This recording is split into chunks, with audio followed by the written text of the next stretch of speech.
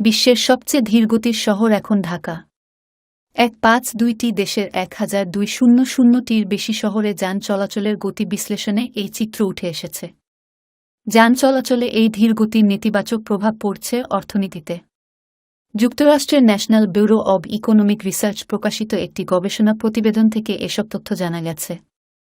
3 লাখের বেশি মানুষের বসবাস রয়েছে এমন সব শহরে গাড়িতে বিভিন্ন গন্তব্যে যেতে কত সময় লেগেছে সেই তথ্য গুগল ম্যাপ থেকে সংগ্রহ করে গবেষণায় বিশ্লেষণ করা হয়েছে।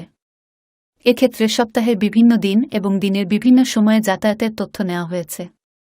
বিশ্বের সবচেয়ে বেশি গতির 100 শহরের মধ্যে 6টি যুক্তরাষ্ট্রের। প্রতিবেদনের সবচেয়ে দ্রুতগতির যে 20টি শহরের নাম এসেছে তার মধ্যে 9টি যুক্তরাষ্ট্রের। এটি কানাডার অন্টারিও অঙ্গরাজ্যের উইন্ডসর। মানুষের চলাচল একটি জরুরি বিষয়। শহর গড়ে উঠেছে এ কারণে যে অল্প জায়গায় শিক্ষা, স্বাস্থ্য ও বিনোদনের সুবিধা থাকবে। মানুষ দ্রুত চলাচল করে সেই সুবিধা নিতে পারবে। তিনি বলেন, ঢাকায় দ্রুত চলাচলের সুবিধা নেই।